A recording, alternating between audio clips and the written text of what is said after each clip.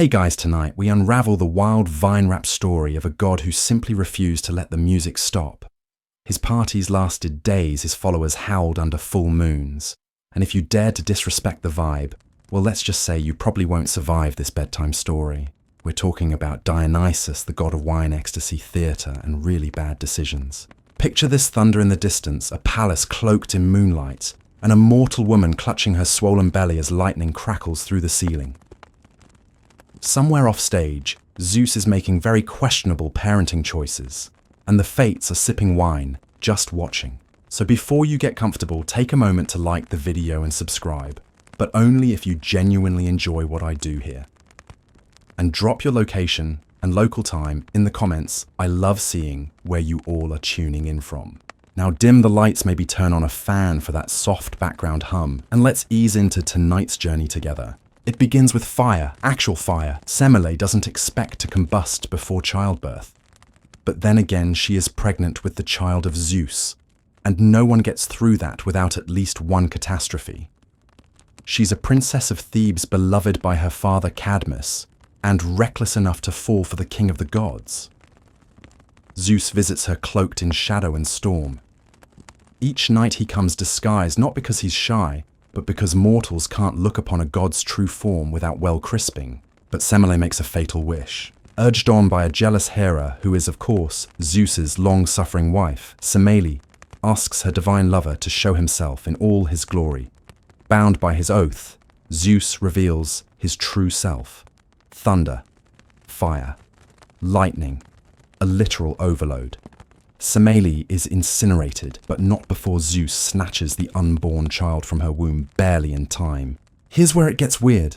And by weird I mean thigh weird. Zeus sews the premature baby into his own leg, like a makeshift incubator with better calf definition.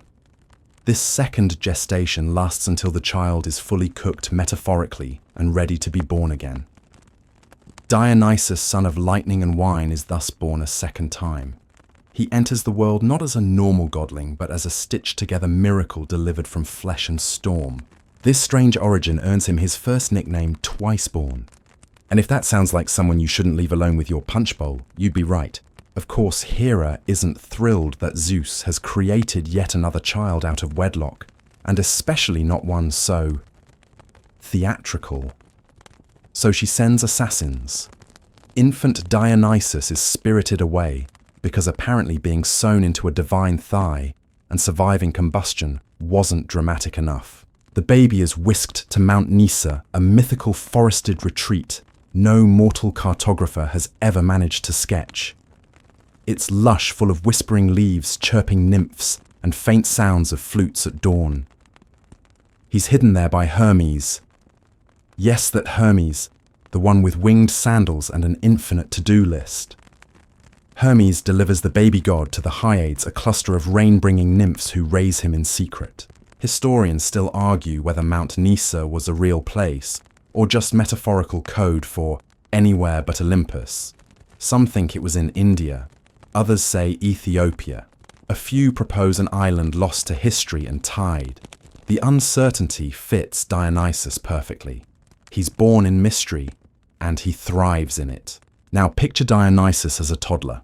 But instead of a rattle, he's playing with ivy. Instead of lullabies, he gets pan flutes and goats bleating in rhythm. His earliest memories are full of earthy smells, crushed grapes, warm fur, fermented honey.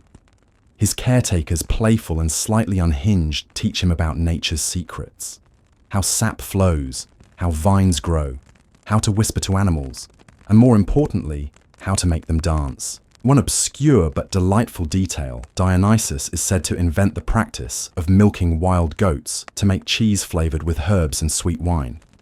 It's niche, sure, but surprisingly marketable in modern farmers' markets. By adolescence, he's already charming the wildlife. He tames leopards with a hum and teaches bears to waltz. His laughter echoes through the hills, drawing forest spirits, dryads, and satyrs to his side. And with each new companion, the celebration grows. But he isn't just frolicking. He's beginning to test his powers. One day he crushes a bunch of wild grapes underfoot. The juice stains his fingers. He licks it and pauses. Something stirs in his blood. The fermented liquid hums with potential. He gives some to the satyrs. They howl, dance, start shouting poetry and trying to climb trees upside down. Dionysus has invented wine, or rediscovered it. Either way, he makes it his own. This marks the beginning of his divine domain, not just grapes, but transformation, letting go, madness and ecstasy, and maybe just a touch of controlled chaos. He starts walking among humans disguised, he's always in disguise, and offering them this magical drink. Some are grateful, others are wary. A few turn into enthusiastic followers, overnight draping themselves in ivy and singing nonsensical lyrics to songs no one remembers writing. But for the people who refuse his gift, who scoff or turn away, Dionysus doesn't take rejection well. His early miracles are quiet. A jug that never empties. A fig tree blooming in winter. A man who forgets his name but becomes the best dancer in the village. But slowly the pranks grow teeth. A feast where all the food turns to ash. A shepherd who thinks he's a bird and tries to fly off a cliff. A statue that whispers riddles and won't stop unless you pour it wine. It's not about cruelty, at least not intentionally. Dionysus sees joy as essential, like breath. To deny it is to him unnatural, dangerous. So when mortals resist the party, he doesn't just take it personally, he corrects it, gently, at first. He starts building a cult, though he wouldn't call it that. Just friends, followers, people who understand. They wear animal skins and crown themselves with ivy. They chant his name in nighttime woods. They celebrate the breaking of boundaries between God and mortal man and woman, order and chaos. Their dances are wild, their drums relentless. And Dionysus he watches, laughs, offers more wine. As his influence spreads, whispers return to Olympus. Zeus mostly shrugs. It's just Dionysus being Dionysus, but others are uneasy, especially Hera. She sees the growth of the Bacchic cults, the gatherings, the frenzies, and she smells rebellion. So she tries again. She strikes him with madness. Not a little madness, but full identity-erasing, reality-dissolving madness. For years, Dionysus wanders the earth, not knowing who he is. He's adopted by kings, mistaken for beggars, taken for prophets. Each place he visits erupts in strange visions, wine springs from rocks, and people dance themselves into trances they never remember. And yet, he always finds his way back, every time, because deep down, the party never leaves him.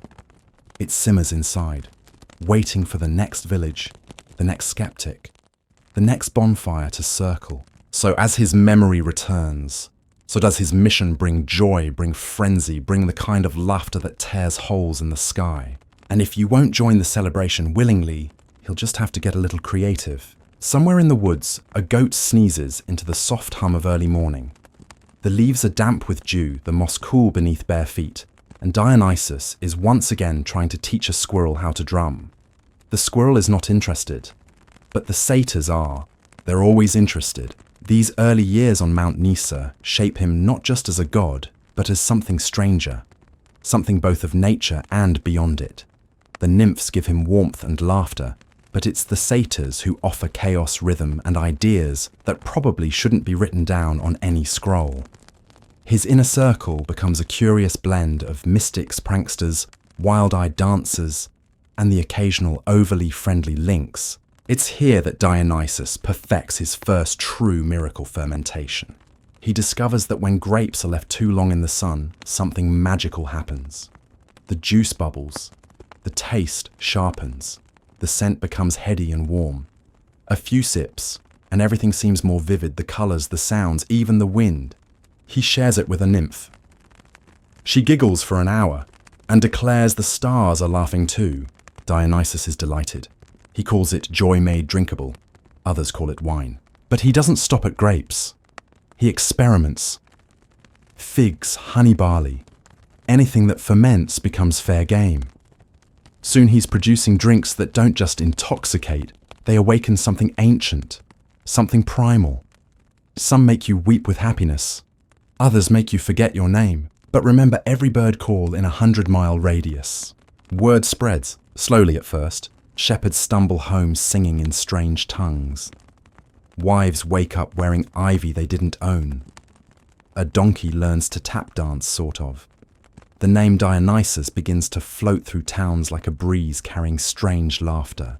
Naturally, not everyone is thrilled. A priest in one village declares the wine cursed. The next morning, his robes are found tangled in grapevines that grew somehow inside his house. Another man mocks the followers and ends up believing he's a fish for 3 weeks. He tries to swim in a clay pot. It ends badly. But for every doubter, 10 more join.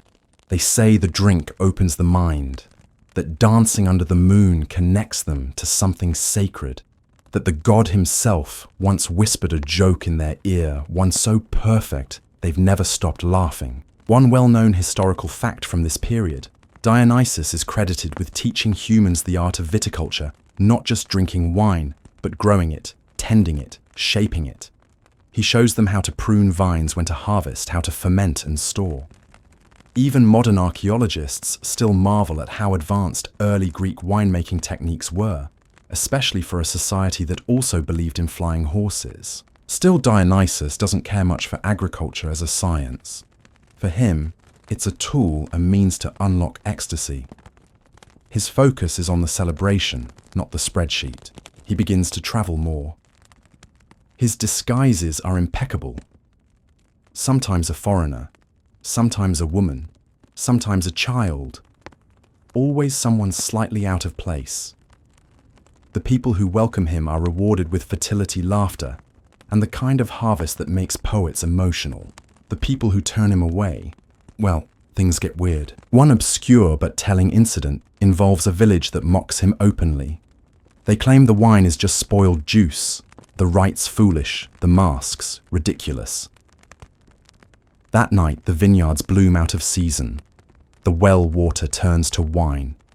A statue of the goddess Hera weeps actual tears of vinegar. The entire village sleepwalks into the forest and wakes up 3 days later with no memory and suspiciously good dance skills. No one mocks him again. And yet Dionysus remains lonely. Not isolated, his followers adore him, but alone in a godly sense.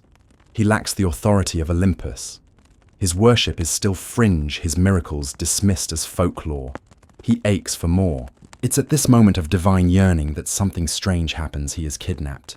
The story is well known and oddly theatrical. Dionysus, wandering near the sea in the guise of a handsome mortal youth, is spotted by a band of Tyrrhenian pirates. They see a soft-looking traveller with delicate robes and expensive sandals. Easy ransom, they think. He won't even put up a fight. They grab him. He smiles, doesn't resist. On board the ship, the captain boasts. The crew ties their guest to the mast. Except he doesn't stay tied. The ropes fall away, as if the air untangles them. The ship begins to creak. Not the usual creak of worn wood, but the ominous groan of something changing. Vines begin to sprout from the planks.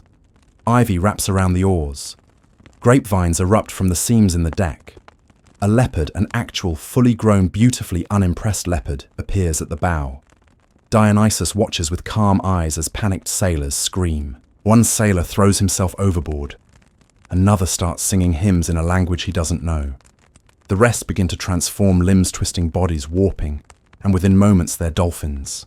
Slippery, confused dolphins leaping through the waves in circles, trying to make sense of their new lives. Historians still argue whether this was the first documented divine shape-shifting punishment in Greek mythology, or just an elaborate metaphor for personal transformation through ecstatic experience. Either way, it makes one thing clear: do not kidnap Dionysus. When the ship reaches shore, now covered in blooming vines, it's abandoned. Only the scent of wine and sea air lingers. Dionysus walks inland barefoot, leaving a trail of clover and ivy behind him. His face is serene, but his eyes are sharp. The incident confirms what he already knows: his power is growing. He no longer needs to ask mortals to join his cause. He can simply make them receptive. As he travels, he leaves pockets of strangeness behind. A tavern where the wine never runs out. A field where the sheep all bleat in harmony. A widow who swears the statue in her garden winked at her and gave her love advice. These small miracles gather into legend. More cults form. Not sinister mind, you just really into wine and poetry. They wear fox skins and ivy crowns. They sing strange chants and walk backward during full moons. Some scholars today consider this the root of modern theatre. Others insist it was just early performance art fueled by honey wine and sleep deprivation. But here's the odd thing, despite all this joyful chaos, Dionysus rarely seeks vengeance without reason. Yes, he transforms pirates. Yes, he hexes doubters. But he often gives people a chance. He offers the wine first. He invites them to dance. Only when they say no forcefully, mockingly, does he lose patience. One woman, for instance, pours his wine into the dirt. She calls it fancy goat pee. That night, her house blooms with ivy from the inside. Her husband thinks he's a cloud. Her cat recites a riddle in Latin and refuses to blink for 3 days. Coincidence, maybe. But when the villagers start leaving tiny wine cups on her doorstep, no one is surprised. Dionysus watches it all unfold. Every spell, every laugh, every whispered song under a half-lit sky. He is building a movement, one bonfire at a time. And deep in his heart, he's ready for something bigger, something theatrical, something regal. Because there's a kingdom not too far from here, one with rules and law and order, Thebes. And it's about to meet a god who doesn't ask permission to dance. Thebes stands proud, stone-faced, stubborn, and let's be honest, exactly the kind of place where joy goes to die. From the outer fields, it looks impenetrable. Tall walls, ordered columns, people walking like they've all got important errands, and absolutely zero tolerance for whimsy. Dionysus watches from a hilltop, cloaked not in invisibility, but in drama. He's wrapped in fox fur, and shadow his head crowned with vines, still wet with dew. Around him, his followers stir like a breeze that smells faintly of jasmine and regret. He doesn't rush in. No, that would be too mortal. He sends word first. A whisper, a name spoken at wells and bakeries, Dionysus. It drips into Thebes like syrup, into a crack slow, sweet and impossible to ignore. Now here's the historical fact. Thebes is ruled at this time by Pentheus, grandson of Cadmus, the city's founder. Pentheus is young, serious and deeply committed to maintaining law, order, and the precise placement of his furniture. The city reveres Apollo, Athena, and all the tidy, rule-following gods. Dionysus. They say he's a foreign invention, a pretend god, dangerous, probably wearing too much eyeliner. The king's advisors warn him that something strange is happening just outside the city walls. That women, respectable ones, have begun leaving their homes at night, that they dance in the hills, that they're led by a man with ivy in his hair, and the kind of voice that makes you forget your own. Pentheus is not amused. He issues a ban on Dionysian worship. He declares the god false. He threatens prison. And maybe, just maybe, he snorts a little when he says the word Maenads. Dionysus doesn't flinch. He arrives in Thebes disguised as a mortal priest of himself, because again, drama. His eyes sparkle. His voice is gentle, musical, entirely too smooth for this no-nonsense city. He speaks to anyone who will listen. There is joy in surrender, he says. Ecstasy in release. All you have to do is let go. People do. Not everyone, of course, but enough. Especially the women. They begin slipping away into the hills draped in animal skins, their hair unbound. They leave behind looms' kitchens and husbands with confused expressions. They call themselves Maenads, now followers of Dionysus. They dance barefoot on cold ground and sing songs so old they taste like smoke and honey. Pentheus is furious. He blames Dionysus personally. So naturally he arrests him. Let's pause here for one curious detail. When soldiers go to capture Dionysus, their weapons fall apart in their hands. One sees a vision of a golden bull. Another insists the god walked through a locked door without touching it. Still, they return with him. Pentheus meets the stranger. He's suspicious but fascinated. This young man, this supposed priest, speaks with confidence, almost mockery. He answers questions with questions. He warns the king gently that denying a god comes with consequences. Pentheus has him jailed anyway. The next morning, the prison walls are covered in ivy. The bars bend like wax. Dionysus is gone. Now here comes the moment that scholars still debate endlessly. Pentheus, who is all about order logic and ruling with a firm hand, suddenly decides that maybe he should go spy on the Maenads himself. Alone, dressed as a woman, historians still argue whether Dionysus enchanted him, manipulated him, or whether Pentheus's own curiosity cracked him open like an overripe fig. Either way, the king puts on a disguise, sneaks into the hills, and hides among the trees. It's late afternoon. The forest hums with heat and energy. Pentheus watches from a high branch as the Maenads whirl and chant. The sight is overwhelming. They seem possessed by joy, free, wild, absolutely terrifying. Dionysus appears beside him without warning. He whispers, "Do you see now? Do you understand what it means to let go?" Pentheus shakes his head, or maybe he nods. It's hard to say. What happens next is one of the most haunting scenes in Greek mythology. The Maenads see Pentheus. They mistake him for a lion, or a spy, or both. Dionysus doesn't stop them. He just steps back. In a frenzy, they seize the king. Among them is Agave, Pentheus's own mother, so intoxicated by the ritual that she doesn't recognize him. The women tear him apart, and Dionysus he watches. The city is left in shock. Agave returns home carrying her son's head, still believing it to be an animal's. When the spell fades, she sees what she's done. Her grief echoes across the marble streets. It's vengeance, yes, but with a theatrical twist. Dionysus doesn't just punish. He forces Thebes to feel, to grieve, to see how brittle their order really was. And he does not stop there. He walks the palace steps barefoot. He blesses the fountains so they pour wine for a day and a night. The city's elders beg for forgiveness. Temples are raised in his honor. Ivy begins to grow in odd places between stones and scrolls on the necks of statues. Dionysus is no longer an outsider. He is God. One obscure detail, often overlooked, a small festival begins in Thebes, soon after held quietly in spring. It includes masks, drinking, and spontaneous laughter competitions. Some say it's to honor Dionysus. Others claim it's just a coping mechanism. But the god isn't interested in staying still. The moment Thebes bows to him, he's already bored. There's an entire world out there, and not everyone has heard the music yet.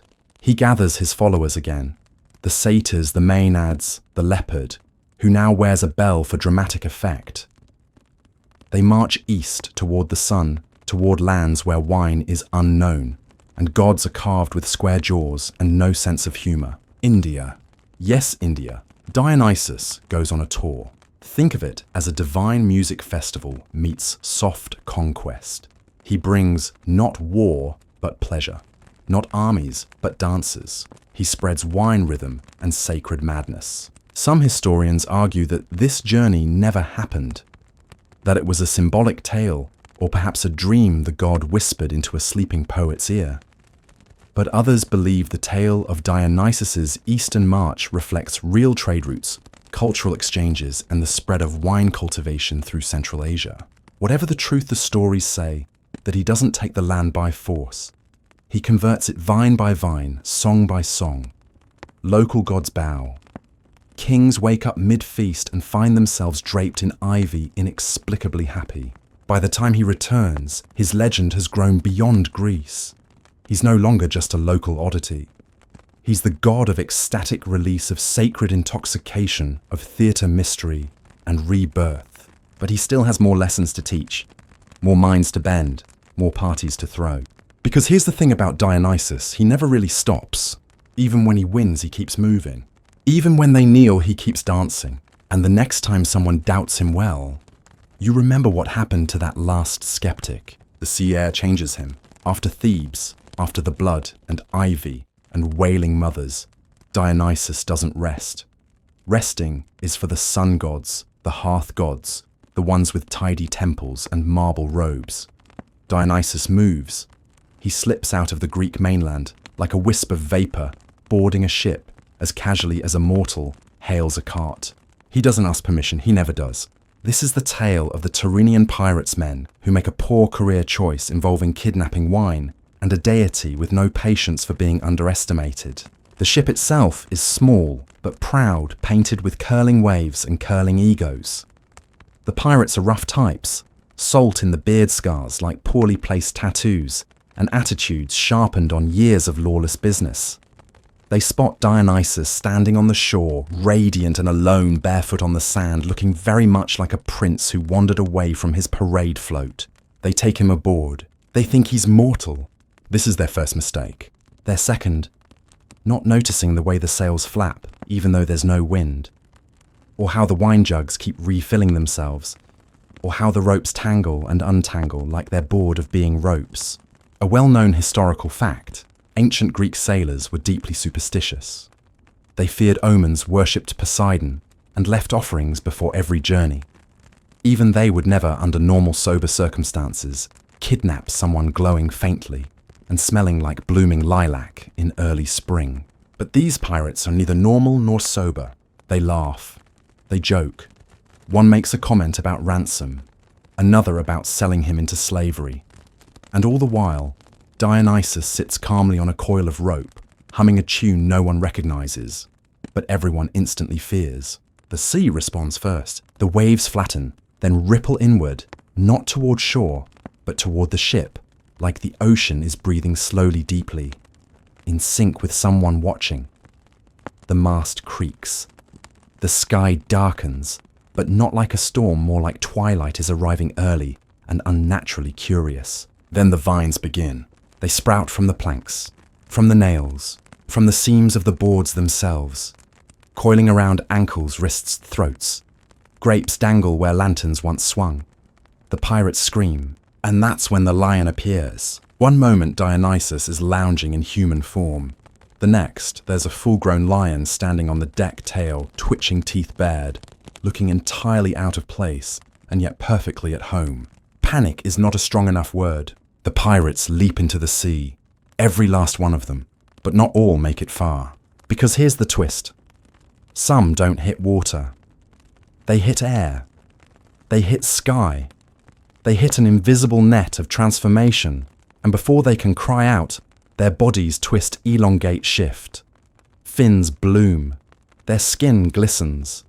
Their mouths snap into long, smiling beaks. Dolphins. Obscure detail, in some versions of the story, Dionysus turns the pirates into dolphins, not as punishment, but as a second chance. They become protectors of sailors, leaping beside ships as a warning to others. An eternal reminder, don't mess with the wine god. The ship drifts abandoned except for Dionysus and the lion who, let's be honest, might just be him in another mood. He hums again. Somewhere far off, a conch shell echoes. The voyage continues. Now, historians still argue whether this episode was meant as a moral lesson, a seafaring myth, or a psychedelic metaphor for spiritual transformation.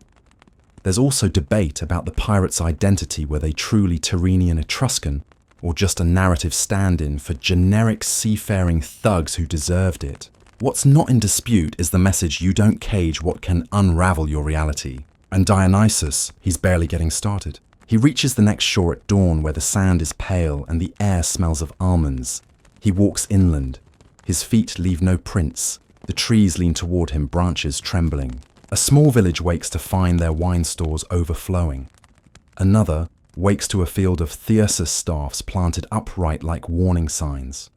One town reports being visited by a stranger who teaches them a new dance, then disappears mid-spin. And somewhere along the way he meets Ariadne. Now this is where things soften. You remember Ariadne, right? Abandoned by Theseus on the island of Naxos. Woke up alone, probably with mascara smudged, and a solid argument for never trusting a man in sandals again. Well, Dionysus finds her, or maybe she finds him. It's unclear. But when their paths cross, it isn't loud. It's not thunder or lions or sprouting vines. It's quiet. Two broken things meeting in a place that forgets to judge. He takes her as his wife. He crowns her with stars, literally. Her wedding gift becomes the Corona Borealis constellation, a twist of eternal sparkle spun above the earth. They are odd together. He the god of madness and release. She the girl left behind. but it works. She is the calm in his storm, the exhale after the scream, and he is the fire that teaches her how to dance again. This part of Dionysus's myth is often glossed over in favor of the wilder bits, but don't miss it. This is the hinge, the pivot, the reminder that ecstasy isn't always chaos. Sometimes it's the quiet truth that your pain can be transformed, not erased, but rewritten in better ink. They travel together now. He teaches cities how to build theatres, literal ones with stone benches and masks and acoustics that carry tragedy into the bone.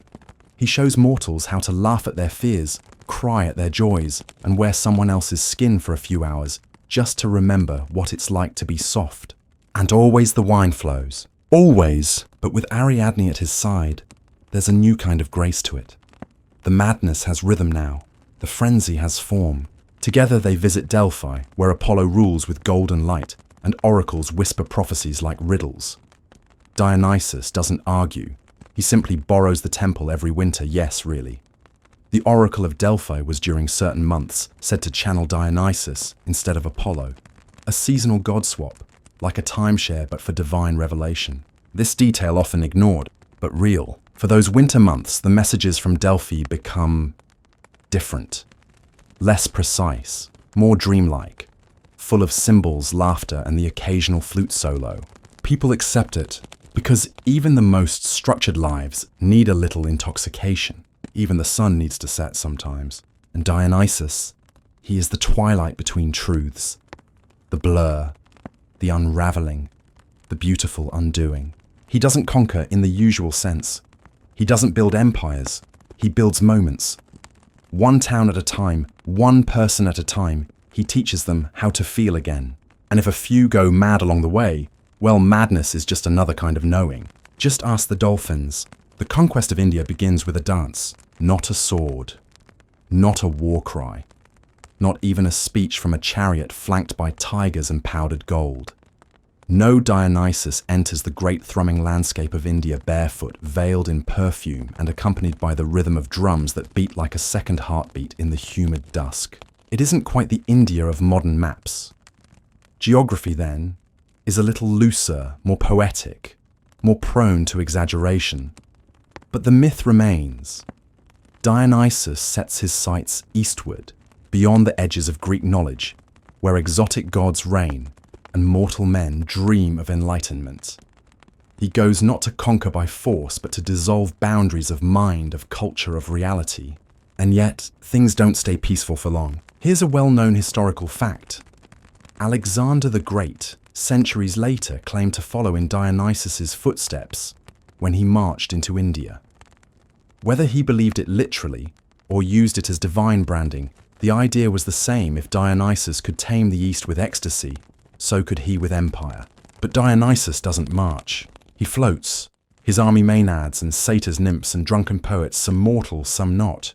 It's said they carry symbols instead of shields, vines instead of spears. Yet no one laughs when they arrive. The jungles hush for them. Obscure detail in a lost fragment of myth. It suggested that the elephants of India bowed to Dionysus. Not out of fear, but recognition. As if even the oldest animals sensed that this visitor carried something older than time. Now, how does a party god wage war? With intoxication. Cities crumble not under siege but under spell. Walls melt to ivy. Soldiers drop their weapons mid-battle, too busy dancing or laughing or crying uncontrollably. Dionysus doesn't break them. He liberates them from themselves. At least that's what he claims. Historians still argue whether this campaign was a literal invasion or a symbolic one. Maybe a reflection of Hellenistic fascination with the Orient, maybe just a metaphor for cultural spread through ritual and trade. But inside the myth, it's simple. Dionysus walks through India, and India changes him too. He meets gods there, not rivals but echoes. There's Shiva, whose dance ends worlds. Kali, who wears madness like a crown. They don't fight. They recognize each other across the void gods who walk the edge between creation and chaos. Some say Dionysus learns from them.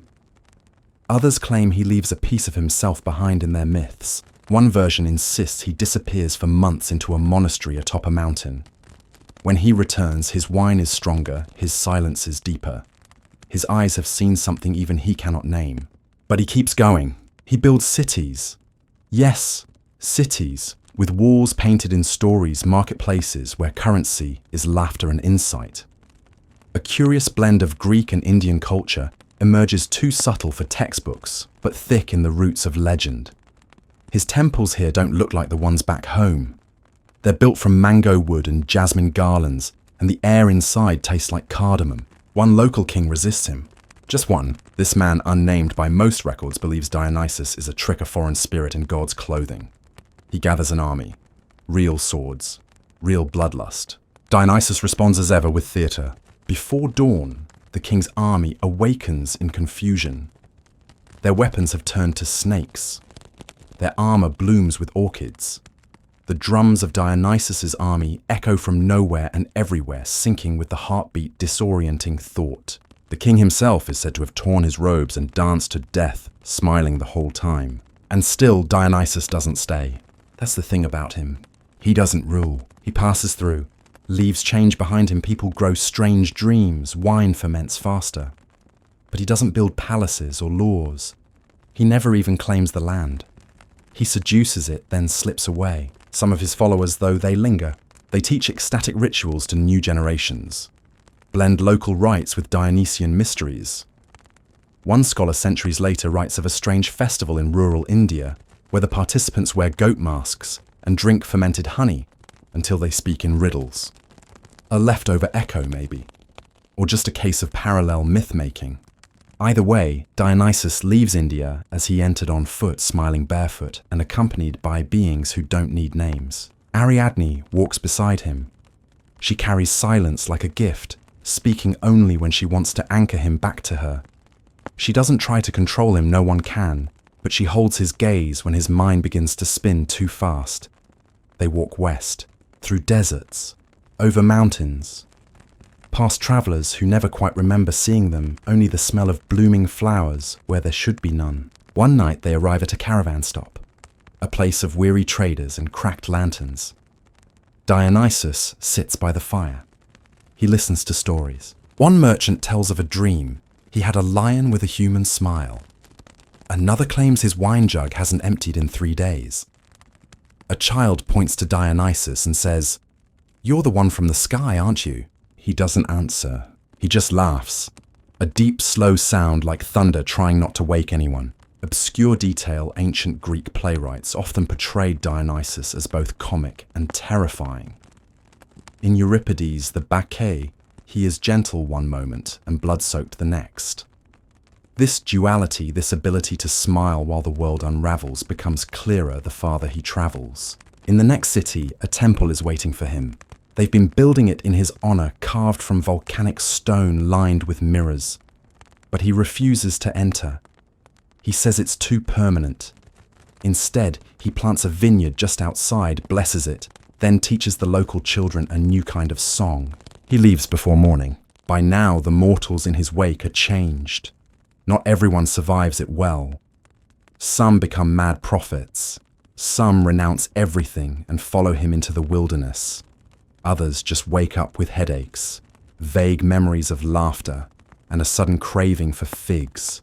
Historians still argue whether Dionysus ever intended to return from this Eastern Odyssey. Maybe he would have kept walking forever.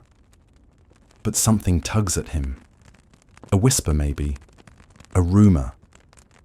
A crack in his vision. He turns west again, back toward the cities of marble and ambition. Back to Greece. But he's different now. He walks slower. His jokes come softer. Even the satyrs seem quieter, as if they too have glimpsed something unspeakable on the edge of the world. He brings new ideas with him. New masks, new rituals, a deeper madness more refined. The kind that makes philosophers uneasy, and somewhere in his swirling thoughts, the idea begins to form. What if madness itself could become holy?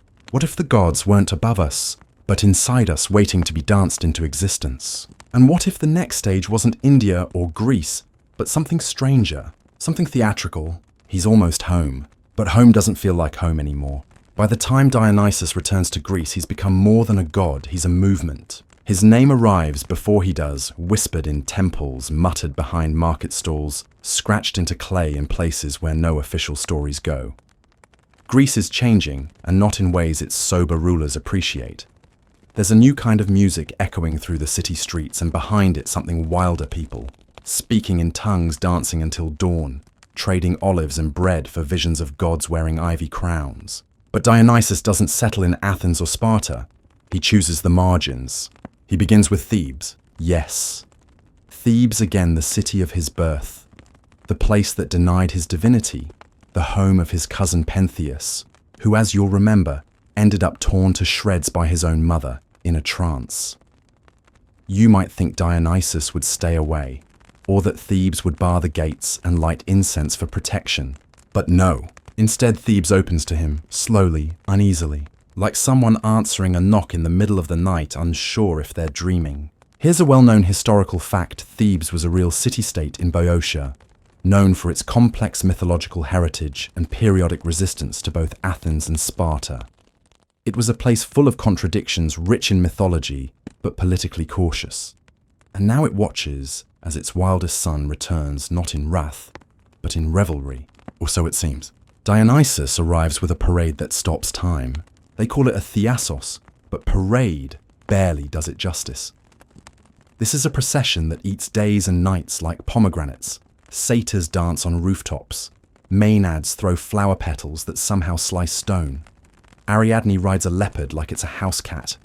And through it all, Dionysus smiles like a child who's about to knock over a very large vase and pretend it wasn't him. It's a performance, yes, but it's also a siege. Thebes is enchanted again. The wine doesn't stop flowing. Citizens fall into trances. Flocks of birds circle overhead as if caught in an invisible net of rhythm. Thebes forgets its own name for a few days and remembers only music. This time no one resists, not openly, but deep beneath the marble streets. The city's old bones remember Pentheus. Remember that Dionysus punishes disbelief not with lightning bolts, but with unbearable clarity, the kind that unmasks all your lies at once. Historians still argue whether the cult of Dionysus here was state-sanctioned or underground. Some suggest it was tolerated because it brought agricultural fertility. Others insist it remains subversive, a pressure valve for society's repressed fears and desires. Either way, it spreads fast. Obscure detail. One Theban inscription refers to Dionysus not as liberator or reveler, but as the one who watches from behind the mask. Chilling, if you think about it too long. Meanwhile, Dionysus isn't just converting mortals. He starts inviting other gods to the party. Not all of them accept. Apollo, the golden boy of logic and music and clean geometry, sends a polite no. He's always found Dionysus a little too sticky. Athena stays quiet. Hestia doesn't even open the door. But Hermes shows up with a grin and 3 stolen amphorae. He and Dionysus drink until the stars feel like low-hanging lanterns. They exchange riddles and secrets and half-made plans. One night they invent a new language just for fun, where each word tastes like citrus and regret. It doesn't last, but that's the point. One god who does respond strangely is Hades. Not with a visit, but with silence, which in god terms is like a scream. Dionysus takes it as a challenge. So he does something even the other Olympians hesitate to do. He goes back to the underworld. But this time it's not to retrieve a lover. It's for ambience. He walks into the land of the dead carrying nothing but a wineskin and a flute. The gates creak open like they've been expecting him. Cerberus rolls over for belly scratches. Persephone raises an eyebrow. Hades sighs. There, in the flickering gloom, Dionysus hosts a party for the dead. Yes, really. Obscure festivals from ancient Greece, like the Anthesteria, hint at this, a celebration where the spirits of the deceased were allowed to roam the living world for a few days, welcomed with wine and jest before being sent back. Scholars still argue whether Dionysus was a chthonic god, meaning of the underworld as much as an Olympian. But in the myth, it's more vivid. He pours wine into cracked skulls. He makes jokes that even ghosts laugh at. He teaches shades to dance again just for one night. And when he leaves, the dead feel lighter, not less dead, just more at peace. He takes something back with him, though. Not a person, not a souvenir, just a whisper of the underworld. A shadow around his smile. From then on, the laughter at his rituals carries an undertone, something just a little too manic. As if everyone knows that the joke is running out of time. And that's when the masks begin. Real ones, made of clay or bronze or bark painted with exaggerated expressions. The happy ones grin too wide. The sad ones weep forever. Followers of Dionysus begin wearing them during rituals, claiming they allow the god to enter them to speak through them. At first it's just theatre, but then the theatre becomes religion, and the religion becomes a weapon. Dionysus teaches the Greeks something terrifying and wonderful, that pretending can be a kind of truth, that slipping into a role might reveal more than standing still ever could. He turns ritual into performance and performance into transformation. This, of course, will become the foundation of Greek tragedy and comedy. A cultural shift so massive, we still feel it today every time the curtain rises. The masks of theatre thank Dionysus. A well-known historical fact, the city Dionysia in Athens was the most important dramatic festival in the ancient world, featuring plays by Aeschylus, Sophocles, and Euripides. It began as a religious festival to honor Dionysus, and the line between prayer and performance was paper-thin. In one version of the myth, the first actor is a satyr who gets so deep into his role that he forgets who he was. The others don't correct him, they just give him a new name. From here, the cult evolves again. The rites become more elaborate, the wine more symbolic, the madness more precise. And for the first time, Dionysus finds himself bored. Not because he's tired of parties, but because they're starting to feel scheduled, predictable. He misses chaos, the unfiltered kind. So he does what no other god dares. He declares that for 1 month, no temple may refuse him. No door may remain closed. Every city must surrender at least once to the storm. He calls it the Great Madness. And the world tilts. People dress in animal skins. Priests forget their names. Farmers compose poetry that makes professional bards weep. A goat is crowned king in one village. In another, a statue of Zeus is made to dance. When it's over, the world feels like it's shed a layer of skin. And Dionysus, he smiles. Not because he's won, but because for a brief moment, he reminded everyone what it means to lose control. The stories begin to multiply now like spilled wine soaking into parchment, each one stickier, stranger, and harder to explain. Dionysus is no longer just a traveling party god. He's a force, a phenomenon, a rumor that reshapes reality. And as he moves across the Greek world past Corinth, across the islands deep into the Peloponnese, something unusual begins to happen. He stops being invited. He starts being expected. Whole towns go quiet for days before he arrives, as if holding their breath. Chickens stop laying eggs. Dogs bark at nothing. People dream of ivy growing through their rib cages. And then drums, flutes, laughter that's half joy, half warning. And Dionysus descends, or rises. It's hard to say which anymore. One night, he arrives in a fishing village so small it doesn't even have a name. The locals are poor suspicious and too tired to celebrate much of anything. So they do what desperate people often do when faced with unfamiliar power. They pretend to help. They offer him sour wine fish stew and forced smiles. Dionysus accepts it all silently. Then the next morning the ocean vanishes. Not recedes, vanishes, just gone. In its place, dry seabed stretching endlessly. The sky turns red. The fish flop and gasp like they're being told a joke they don't understand. The villagers panic. Run to the temple of Poseidon, but the doors are locked. They beg the local priest, who admits sheepishly that he sold the temple's offerings last winter to pay for roof repairs. That night, Dionysus gives the village a second chance. He throws a feast with real wine. He plucks fish from the air. He teaches them to dance. And in the morning, the sea returns, but the beach is now littered with masks, all smiling. Historians still argue whether this myth reflects a deeper tension between Dionysian and older sea-based cults, whether his domain was truly limited to wine and theatre, or whether he was trying to muscle in on broader territory. Some scholars insist the wine god represents a fundamental challenge to nature itself, twisting reality through intoxication. Obscure detail in one fragment of lost poetry attributed to Archilochus. There's mention of a tide that fled the god with ivy in his hair, implying this sea-vanishing story had real staying power in the ancient imagination. Back in more reputable circles, Dionysus finds himself the topic of debate among philosophers. The Stoics distrust him too emotional, too disruptive. The Epicureans are intrigued, the Platonists nervous. And yet despite all this suspicion, temples to Dionysus are springing up like mushrooms after a storm. They're not grand like Apollo's or as orderly as Athena's. They're tucked into hillsides, carved into caves, overgrown with vines. They seem to appear overnight, always with a little amphora of wine at the threshold, always with soft music that never quite stops. And that's when Dionysus gets bored again, because things are going too well. Worship is flattering but safe. Dionysus prefers it when things are just this side of disaster. So he decides to test loyalty in the cruelest way he knows. He disguises himself, not as a god, not even as a satyr, as a mortal, old, frail, staggering into villages claiming to be the forgotten servant of a minor wine god. He wears rags, carries a broken flute, begs for shelter. Some people mock him, others pity him. A few offer food and company.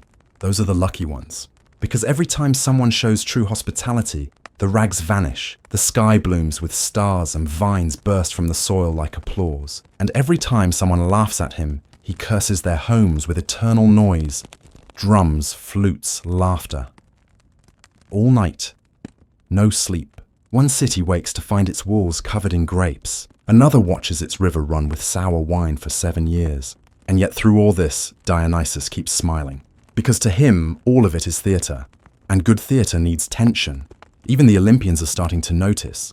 Zeus, ever the diplomatic patriarch, tries to intervene. He invites Dionysus back to Olympus, offers him a proper seat, official recognition, ambrosia, the whole celestial shebang. Dionysus accepts, but on one condition. They have to let the mortals in. For one night. Not as sacrifices, not as servants. As guests. Zeus chokes on his ambrosia. Hera glares. Athena starts sharpening something that's probably metaphorical but still unsettling. But they agree, sort of, and that's how the first and only Olympian bacchanal happens.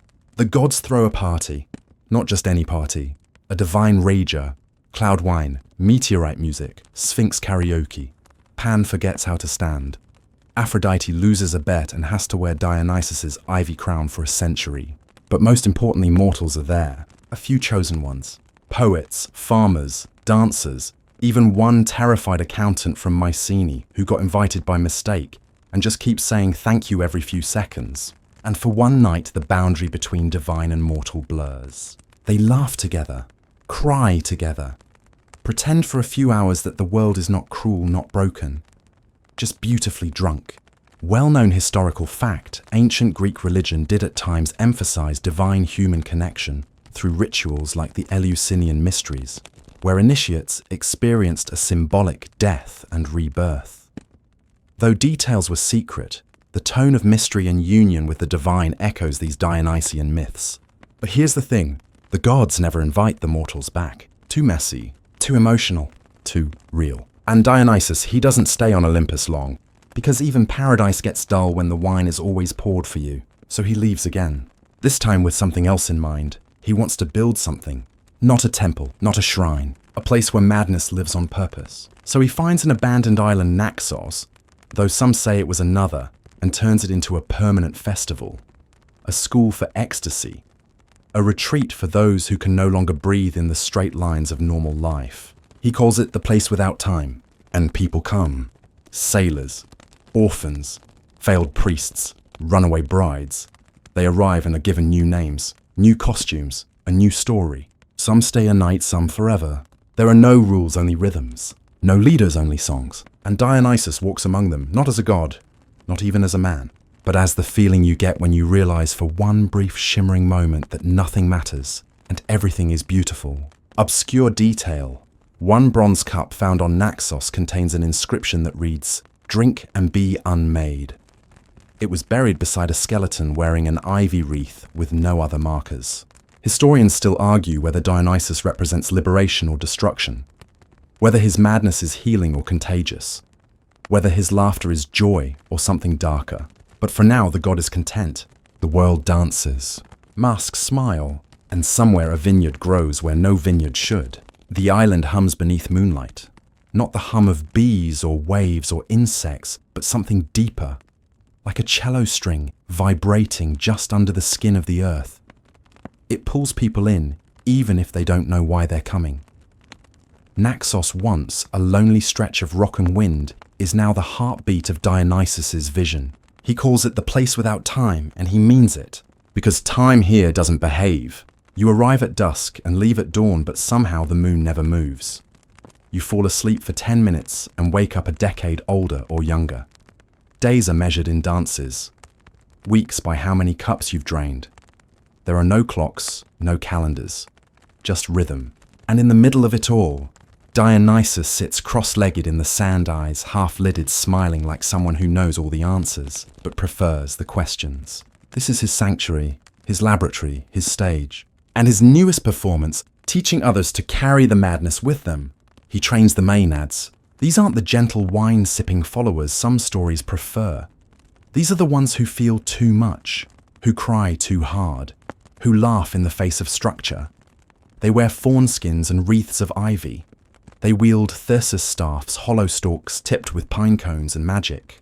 And they are the essence of contradiction, joy and fury, softness and savagery. Some historians believe the Maenads symbolize women breaking free from traditional Greek domestic roles, stepping into wildness the city-states feared. Others argue they're personifications of emotional release, genderless at their core, more spirit than body. Either way, they're with Dionysus now, and they are loyal, dangerously so. One evening, a philosopher named Lycon arrives on Naxos. He's curious, skeptical, carries scrolls, not songs. He wants to observe, to write a treatise on communal irrationality. It does not go well. Lycon asks questions no one answers, tries to interview a goat, demands to know the true identity of Dionysus. In response, Dionysus merely smiles, offers him wine, and whispers something inaudible. Lycon spends the next 12 hours staring at a seashell, laughing and crying in alternating bursts. When he finally leaves, he burns his scrolls and becomes a potter. Obscure detail, there's an existing shard of pottery found in Corinth bearing the phrase, "Lycon says the clay whispers back." No one's sure if it's satire or legacy. Back on Naxos, Dionysus isn't just letting chaos flourish, he's curating it. The island becomes a testing ground for joy ungoverned. They invent dances that require no memory, songs without lyrics, plays with no beginning, middle, or end. They reenact scenes from myths they haven't heard just to see how the ending changes when the script is forgotten. Sometimes they bury a stranger in flowers and hold a funeral just to see what grief tastes like in spring. And always, always there is wine. Not just red or white, but glowing, singing alive. Some batches induce visions, others erase your name. One rare vintage, poured only during eclipses, causes drinkers to speak in rhyme until the sun returns.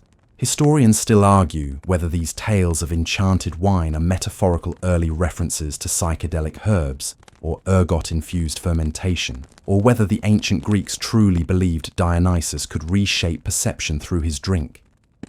Either way, people keep coming. But with every growing cult, suspicion follows. The mainland begins to worry. The city-states whisper that Naxos is dangerous, a place where law unravels, where citizens are seduced into forgetting their duties, their taxes, their birthrights. Priests of Apollo and Athena begin denouncing Dionysian worship as a threat to order. And honestly, they're not wrong, because Dionysus is no longer content with one island.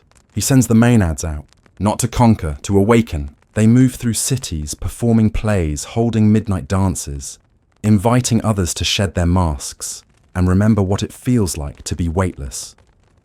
Some join and never return. Others see too much and flee in terror. A few cities try to arrest the performers.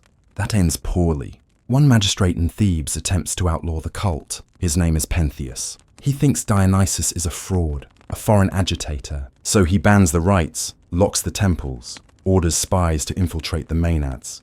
Dionysus, of course, doesn't get mad. He gets creative. He enters Thebes disguised again, Not as a beggar this time, but a radiant androgynous stranger. Soft voice, eyes like melted amber.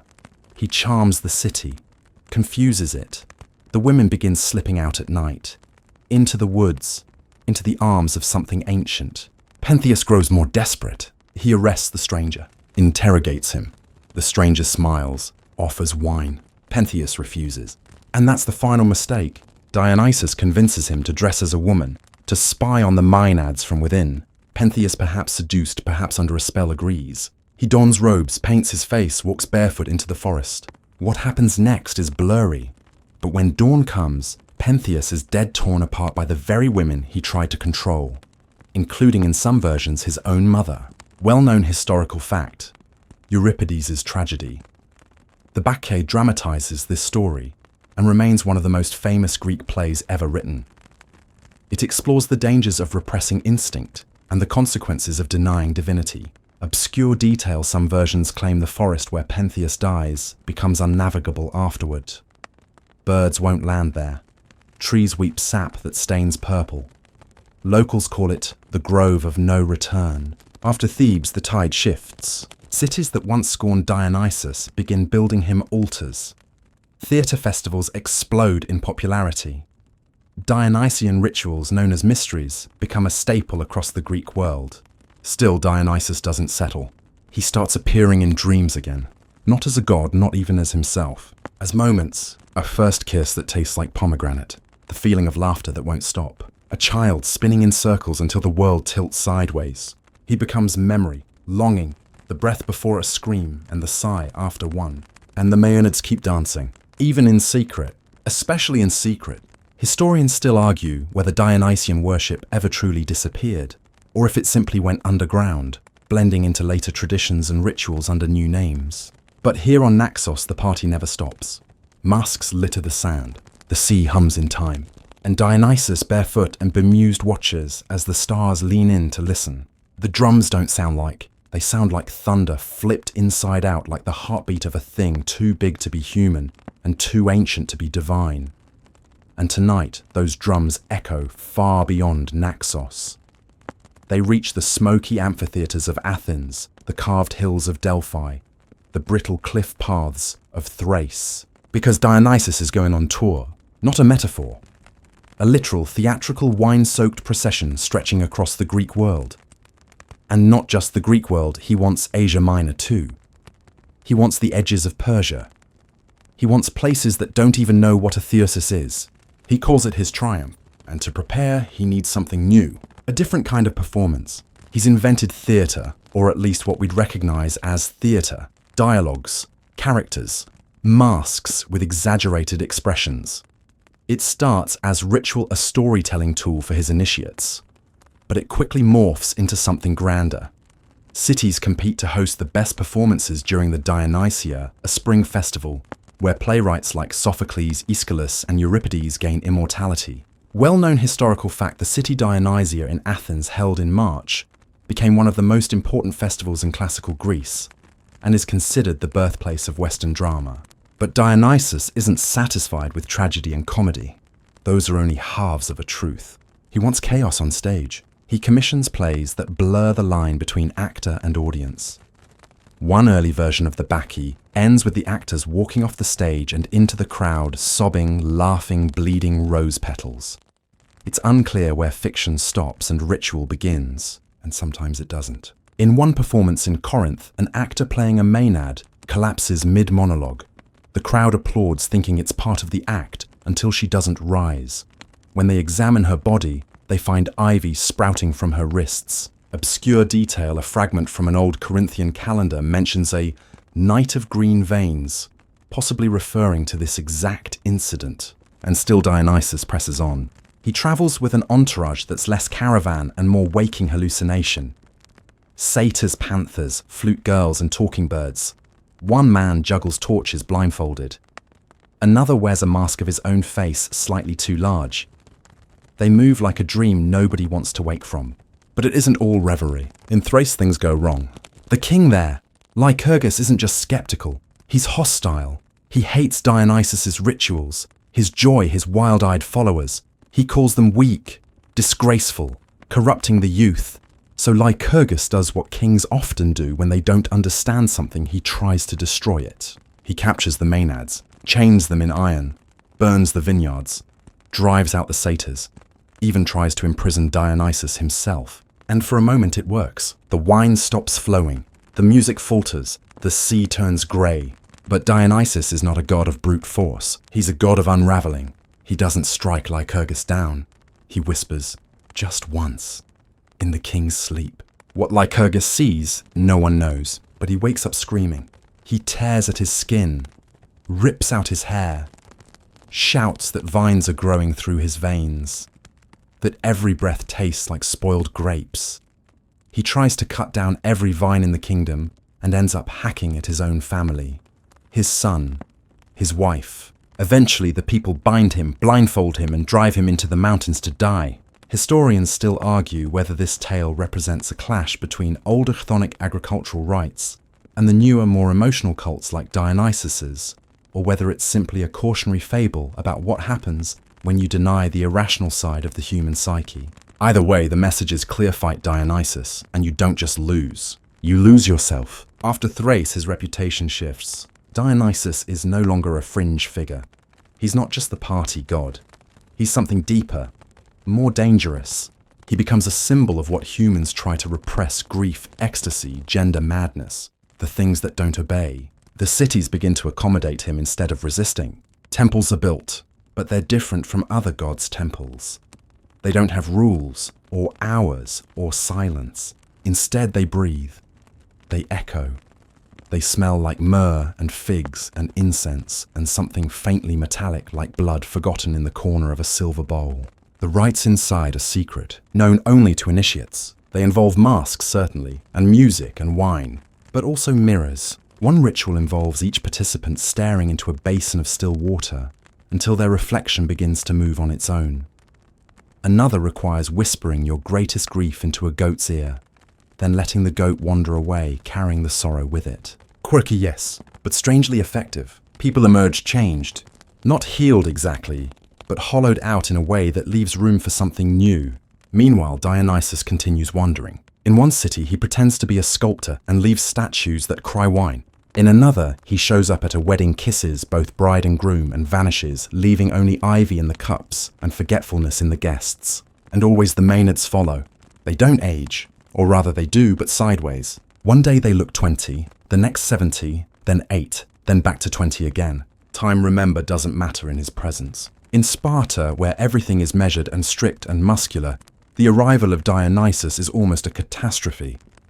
The rigid order of that society bends nearly to breaking under the pressure of his arrival. But even there, he leaves his mark. One night a year, Spartan women vanish into the hills. No one talks about what happens. They return singing, eyes wild. He leaves before anyone can stop him. Historians still debate how many of these stories are metaphor and how many were believed literally.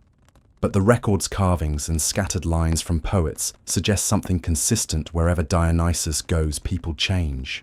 And not always in ways they understand. He is not a teacher. He is not a leader. He is a mirror you drink from. Sometimes you see beauty, sometimes horror, but always truth, even when you don't want it.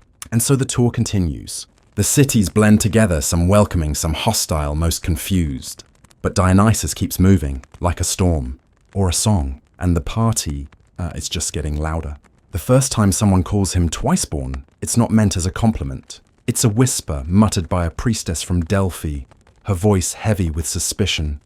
She says it like it's a flaw, like it's a mistake in the order of things, because gods aren't supposed to die before they're even born, and certainly not supposed to claw their way back into existence through a stitched-up thigh. But Dionysus does. He always does. By now, most people have heard one version or another of the story. Semele, the mortal princess who sleeps with Zeus. The thunderbolt that incinerates her when she demands to see his true form. The unborn baby saved at the last second and sewn into Zeus's leg to finish cooking. And then Dionysus born again, smoking premature, and screaming into the world for a second chance.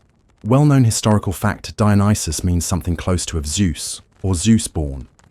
And the myth of his double birth was central to his identity across multiple cults and city-states. But few versions talk about what happens in between. The in-between is messy. After Semele dies, the baby isn't much more than a flicker, a half-formed thing wrapped in divine fabric. And Hera, Zeus's long-suffering wife, isn't done yet. She doesn't just want Dionysus dead, she wants him undone. So she sends the Titans. Not the poetic, craggy-faced Titans you might imagine from the earlier myths. These are quieter, cleverer. They show up with toys, a spinning top, a mirror, a doll carved from bone. They distract baby Dionysus, make him giggle, make him crawl. Then they tear him apart, piece by piece. They boil his limbs, roast his heart, scatter his essence like breadcrumbs. It's brutal, but it's not the end. Rhea, earth goddess, old as time, gathers the pieces, wraps them in oak leaves, hides them in the soil. Some say she calls on Demeter. Others say she weeps until the parts rejoin themselves. And once again, Dionysus is back. Twice born, twice broken, twice transformed. Obscure detail an ancient vase found near Eleusis shows a child being reassembled by what appear to be nymphs. But scholars still argue whether this depicts Dionysus Orpheus or a symbolic rebirth ceremony tied to grain cycles. From that point on, Dionysus doesn't just survive violence, he transcends it. He becomes the god of loss turned to beauty, of pain repurposed into joy. Not despite suffering, but through it. And that, ironically, is what makes his parties so irresistible. Because they're never just about celebration, they're about transformation. You don't drink wine to have fun. You drink wine to become someone else. In Thebes, he tests this idea on the largest scale yet. He returns to the city of his mortal mother disguised as a priest of, well, himself. A kind of looping divine joke. The city has refused to honor him, denied his godhood, barred his rites. So he makes them believe. Slowly, subtly, cruelly. He infects the women first. They start leaving their homes, climbing the hills, dancing under the moonlight, refusing to come back. They speak in tongues, nurse animals from their breasts, tear apart wolves with their bare hands. Men try to intervene. Bad idea, especially for Pentheus, the young king of Thebes, all order and logic and clenched jawlines. He arrests Dionysus, still unaware who the stranger truly is. Dionysus doesn't resist. He lets himself be shackled, smiles, waits, and then, at the right moment, convinces Pentheus to dress as a woman and spy on the Maenads in the mountains. What happens next is infamous. Pentheus is spotted by the possessed women, including his own mother, Agave. They mistake him for a wild animal. They tear him limb from limb, and Agave returns to the city, carrying his head like a trophy, smiling. The horror doesn't register until much later. Historians still argue whether this tale was a warning against impiety or a dramatization of mass hysteria and religious ecstasy. Either way, Thebes never recovers. And Dionysus, he doesn't gloat. He simply leaves. Because this isn't vengeance, not really. It's a pattern, a cycle. He appears, disguised, distrusted, denied, and then revealed. Not with thunder or lightning, but with confusion, with dancing, with masks. He is the only god who must convince people to believe in him. And every time he starts by slipping under their skin, sometimes literally. There are tales of people possessed by Dionysus, not just inspired, but taken over. One merchant in Lesbos wakes up speaking fluent Phrygian, though he's never left the island. A farmer in Delos grows grapevines from his shoulders. A child in Argos sings an entire lost hymn of Orpheus in a single breath before falling asleep for 2 weeks. People fear this part of him, the way he takes you, but they also crave it, because deep down, everyone wants a break from their own mind sometimes. Everyone wants to dissolve. He offers that. No questions, no forms, no sermons. Just the slow blur of who you are into who you might be. Of course, that doesn't come without cost. There's always a cost. One of the strangest stories comes from Chios, an island Dionysus visits on a windless summer. The people there greet him, kindly offer wine sing-songs.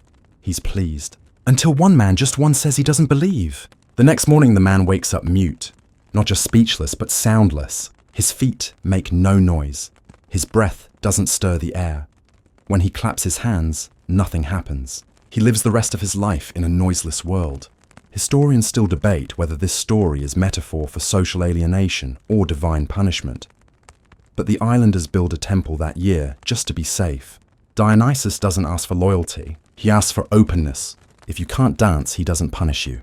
But if you refuse to try, well, let's just say your silence might echo longer than you expected. By now his myth is so sprawling it feels more like a kaleidoscope than a linear tale.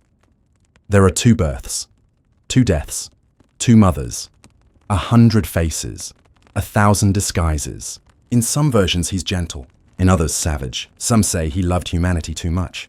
Others say he only loved himself. But maybe that's the point. Maybe a god of contradiction has to be contradictory. Twice born, twice believed, and twice feared. And always watching, because even now, long after the bonfires die out and the laurel wreaths crumble, he lingers in the places that slip between categories.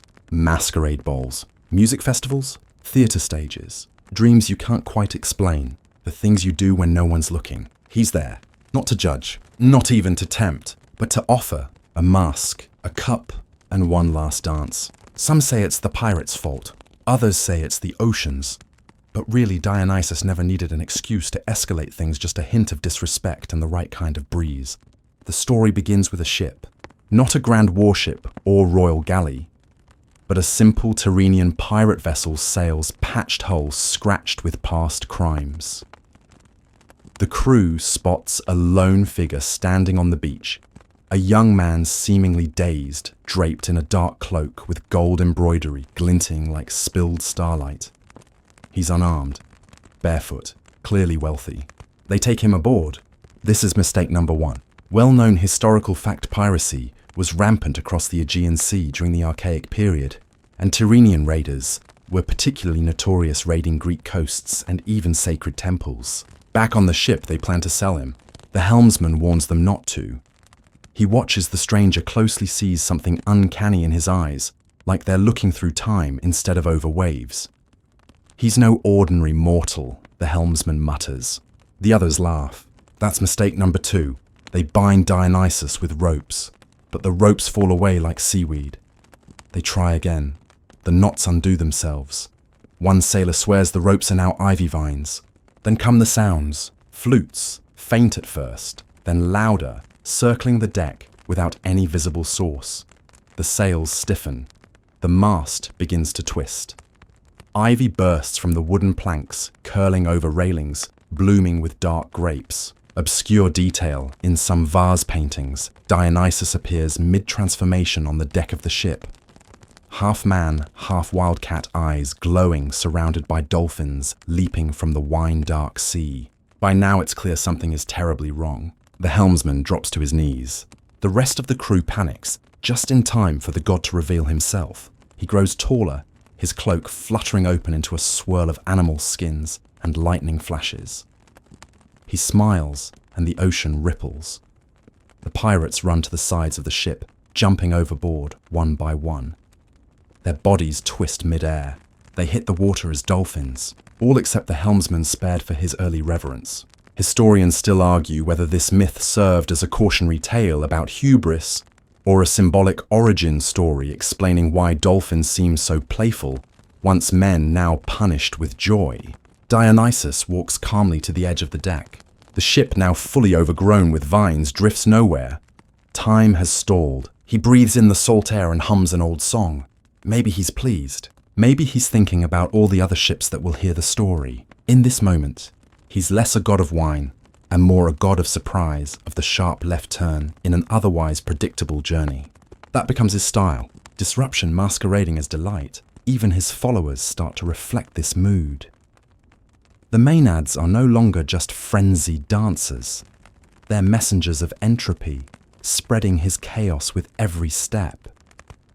They wear animal skins, carry Thyrsus's staffs, wrapped in ivy and tipped with pine cones, and speak in riddles. In one village, a group of Maenads arrives with songs. The locals welcome them with bread and figs. All is well, until one farmer mocks them. Later that night, his prized olive trees bloom grapes instead of fruit. The next morning, they're dead. Was it magic? Coincidence? A warning? Even now, scholars can't decide if the Maenads were literal priestesses, allegories for madness, or early agents of subversive resistance, women shaking off the rigid roles imposed by patriarchal society. Meanwhile, Dionysus continues his tour through the Mediterranean, like a rock star with divine powers and a flair for the theatrical. He arrives in Phrygia and meets Cybele, the Great Mother. She's ancient unknowable, clad in lions and mystery. She teaches him something, though no myth agrees on what. Maybe self-restraint, maybe how to let go, or maybe just how to turn madness into method. After Phrygia, his cult spreads rapidly, but it doesn't always go smoothly. In one region of Thrace, King Lycurgus bans the worship of Dionysus entirely, drives out his followers, destroys their altars. Mistake number 3. Dionysus doesn't retaliate immediately. He waits, lets the king become comfortable, secure. Then, he slips into his mind. Lycurgus begins to see phantoms, grapevines crawling through his palace, echoes of laughter in his halls. He swings a sword at shadows, believing them to be Maenads. Eventually, he slaughters his own son, mistaking him for a Dionysian intruder. The people revolt, bind their king, leave him to die, and the vines bloom again. Some scholars claim this is a fable about repression, how denying your wild nature leads to ruin. Others suggest it's propaganda by Dionysian cults to justify their presence in hostile regions. Either way, the pattern is clear. You can ignore Dionysus. For a while, you can ban his symbols, scoff at his priests, mock the dancing women, but eventually he finds a crack in your mind and pours himself in. Even cities learn this the hard way. Sparta resists him longer than most.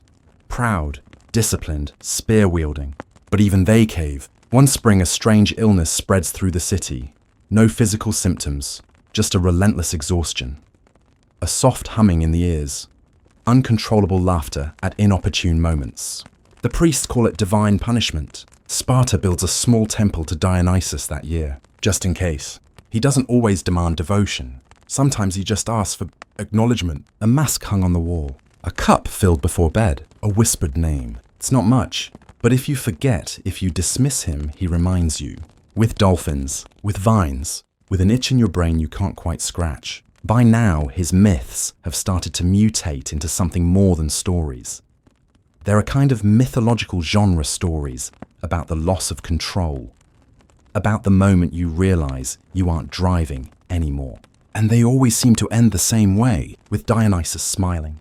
Not smugly, not cruelly, but knowingly, as if to say, see, it's better when you let go. One last story for tonight. A man in Corinth builds a new wine cellar. He forgets to bless it. His wife reminds him.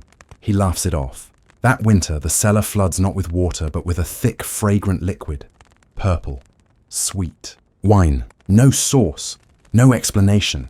Just wine rising steadily until the whole room is full. The man never drinks again, but he does build a small shrine, right above the cellar door, just in case. Some gods are satisfied with temple's hymns and a goat roast now and then. Dionysus, of course, is not one of them. He prefers processions.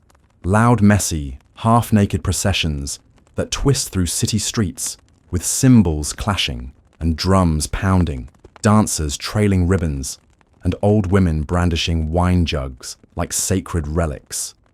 Theatrical. Absolutely. But under the laughter and colour lies something deeper, an urge to invert the order of things, even just for a day. And nowhere does that urge bloom more strangely than in the city of Thebes. Well-known historical fact. Thebes is an ancient power in central Greece, known for its complex relationship with gods, oracles, and very, very unfortunate royal families. Dionysus is born here or near here, depending on the version. His mother Semele is a mortal woman, and his father, well, Zeus, naturally. When Semele dies incinerated by the full divine presence of her Olympian lover, Dionysus is stitched into Zeus's thigh and carried to term like a divine secret. He survives, grows, and eventually returns to Thebes, not in gratitude, but to prove something. You see, Thebes doesn't believe he's a god. That's mistake number, let's call it 4. King Pentheus sits the throne. He's young, proud, and allergic to nonsense. He hears about this new cult, wild women in the hills chanting, drinking, maybe eating raw animals. It all sounds like madness to him. He forbids it, calls it shameful, dangerous, un-Greek. Naturally, this only makes the cult more appealing. And Dionysus, he doesn't take rejection well. Obscure detail in Euripides' tragedy. The Bacchae Dionysus appears disguised as a soft-spoken stranger, weaving flowers into his hair and speaking in riddles. He's gentle, patient, and terrifyingly confident. He visits Pentheus, offers to explain the cult, the rituals, the so-called madness. Pentheus scoffs, but curiosity has already curled into his spine. Dionysus leans in, whispers, "Would you like to see what the women do in the mountains?" Pentheus hesitates, then nods. The god dresses him in robes, a wig, soft shoes, a fake thyrsus to complete the look. Pentheus, king of Thebes, sneaks off in drag to spy on the Maenads. Historians still argue whether this story critiques toxic masculinity, warns against hubris, or simply reflects ancient anxieties about gender roles. Either way, Pentheus ends up in the woods peeking through branches, breath held. And what does he see? A dance, a blur of limbs and laughter. Women whirling in circles, arms raised to the sky, drunk on wine and something else, something that has nothing to do with grapes and everything to do with freedom. Then they see him, or think they do. He tries to run. They surround him, and in the cruelest twist of all, it's his own mother Agave who tears him apart, believing he's a wild animal. A lion. Maybe a spy. By the time the illusion fades, it's too late. She cradles his head like a trophy. Thebes falls silent, a monument to what happens when you laugh too loudly at the wrong god. Dionysus doesn't linger. He never does. He leaves behind whispers, echoing up the marble walls of temples they now hastily build in his name. His cult is no longer a curiosity, it's a requirement. Soon his presence seeps into Greek theatre, quite literally. The earliest tragedies and comedies are performed during festivals in his honor, most famously the city Dionysia in Athens, one of the only times free men and slaves, rich and poor, all gather in one place to watch the same thing, to feel laugh-cry, together. And that's the quiet genius of Dionysus. He doesn't just cause chaos, he curates it. He makes it art. Scholars debate whether the invention of theatre was a way to contain Dionysian energy, to civilize it, trap it on a stage. But the performances are always a little too intense, a little too real. They leave people shaken, changed. And yet he still demands more. His rituals become stranger. Masked dances, secret chants, wine consumed until the world blurs and something else takes over. In one rural celebration, the women refuse to speak for 3 days, communicating only in song and gesture. On the 4th night, they sing one name, Dionysus, over and over, until the village elders weep without knowing why. In another, a group of men wears bull masks and crawls through the fields on all fours, imitating beasts, then rising to shout the name of the god in unison. Interpret these however you like. Were they farmers channeling the primal rhythms of nature, or bored shepherds with access to too much homemade wine? No one agrees, but that's kind of the point. Dionysus lives in contradiction. He's male and female, joy and terror, intoxication and clarity. The Greeks even call him Dimorphos of 2 forms. He appears as a handsome youth, and as a bearded stranger, as a kindly stranger, and a god of terrifying vengeance. And when he isn't dancing with Maenads or haunting royal palaces, he's drifting through foreign lands. Egypt, Lydia, Arabia, India. Each place adds a new flavor to his myth. In Lydia, he's a lion god with a crown of ivy. In India, he rides a leopard-drawn chariot through jungles so lush they hiss. Some claim he conquers cities not with war, but with revelry. He arrives not with spears, but drums. And people surrender, not from fear, but from wanting to see what happens next. One ancient fragment says that wherever Dionysus walks, wine flows from the earth. Another claims he can turn battlefield dust into perfume. The stories contradict each other, but they all agree on one thing: he's persuasive, and never quite what you expect. In one myth, a group of travelers refuse to believe he's divine. They ask for proof. He turns into a bull, then a snake, then back again. Just because he can. It's not about showing off, it's about unraveling certainty. If you think the world makes sense, Dionysus will disprove you. If you think you're safe, he'll make you dance. Even philosophers aren't safe. Plato, famously wary of the god's wildness, still acknowledges Dionysian impulses in the Republic, that tension between order and ecstasy. And later thinkers like Nietzsche build entire theories around him. The Birth of Tragedy argues that all great art comes from balancing Dionysian chaos with Apollonian logic. Too much control, you get boredom. Too much madness, you get ruin. But just the right balance, you get catharsis. And maybe, just maybe, you get the truth. So, when people say Dionysus is just the god of wine, they miss the point. He's the god of what happens after the third glass. When masks come off, when secrets spill, when the world bends in strange, lovely ways, and you see something you never noticed before. The king in a dress, the dolphin who used to be a man, the vineyard growing where olive trees once stood. He doesn't want obedience, he wants participation. And maybe that's the most terrifying thing of all, because it means you can't just watch Dionysus. You have to join him, even if it means letting go. Even if it means getting a little lost. The god of letting go never truly leaves. He just changes location. And now, his wild footprints cross the wine-dark seas carried by sailors who sing his name over their cargo, by wandering mystics who tattoo ivy vines on their shoulders, and by women who vanish into the hills every spring to honor him in secret. But here's the curious part. His most haunting adventures begin not in the countryside, not in distant temples, but within the walls of polite society. Because Dionysus doesn't only invade cities, he infiltrates psyches. And in Athens, that well-oiled city of laws and logos, he sparks something truly strange, a festival so riotous, so deliciously upside down, that even the philosophers grudgingly attend. It's called the Anthesteria. Well-known historical fact, Anthesteria is one of the most important Dionysian festivals in ancient Athens, held over 3 days in early spring to celebrate the opening of the new wine. Sounds charming, right? New vintage, toasts, maybe a flute solo. Wrong. The Anthesteria is less wine tasting and more social earthquake. On day 1, wine jars are uncorked everywhere, like a ritualized bar crawl, but older and with more ghosts. People drink in near silence as though honoring something ancient and unsettled. Children are given their first taste of diluted wine, symbolizing their passage into society. On day 2, things get weirder. It's called Chose the Day of the Wine Jugs. Men drink competitively from individual jugs in absolute silence. No toasts, no talking, just fast, grim sipping like they're racing time itself. Picture a toga-clad fraternity party, but with death hanging in the air like a curtain of smoke. And then there's the mock wedding. Yes, a sacred union between the high priestess of Dionysus and the god himself, symbolized by a masked man, a priest, or possibly no one at all, depending on the year and the level of collective intoxication. Historians still argue whether this rite was a symbolic gesture or an actual consummation performed behind temple curtains.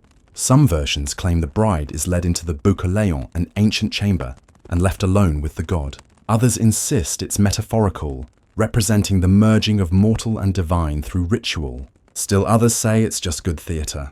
We may never know. But day 3 Chaitroi, or the pots, is the strangest of all. Now they honour the dead. Yes, in the same festival. Families cook panspermia, a strange porridge of grains and seeds, and offer it to the spirits. Doors are smeared with pitch to keep the ghosts from lingering too long. Children whisper the words, "Out Keres."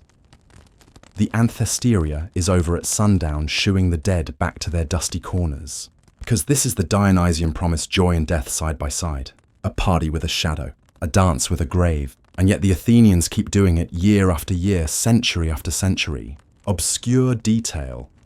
During the Anthesteria, slaves were allowed to drink alongside citizens, a temporary erasure of hierarchy that thrilled some and terrified others.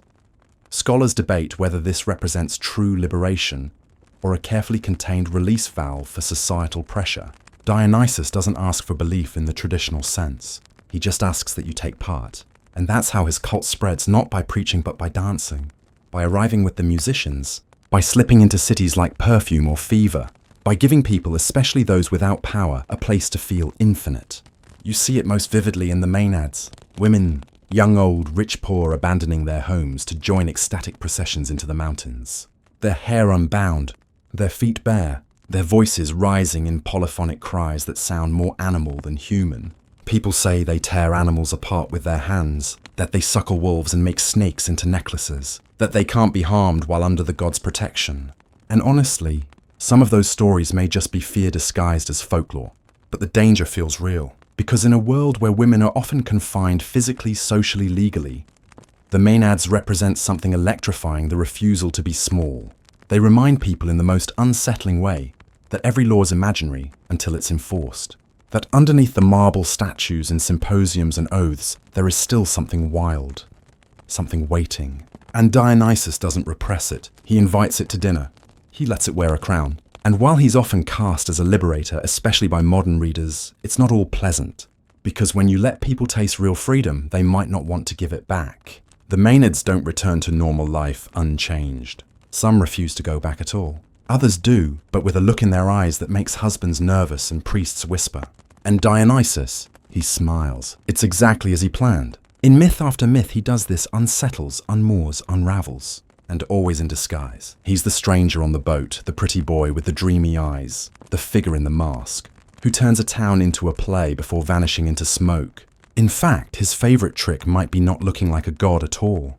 He tests people, reveals himself only when it's too late, and that more than any thunderbolt or trident is terrifying. Because if the divine can walk among you without being recognized, then anyone could be divine. Even you. Especially when you least expect it. That's what the anthesteria whispers between the laughter and wine burps. That maybe the boundary between this world and the next is paper thin. That maybe joy and terror wear the same face. And that maybe the god is watching, not from Olympus, but from the second row at the drinking contest. He doesn't need gold or temples. He has you.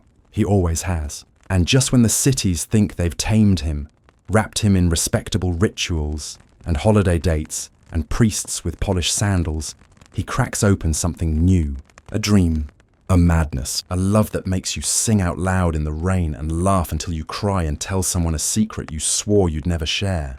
Because Dionysus isn't just the god of wine, he's the god of what happens when you stop pretending. And he's not done yet.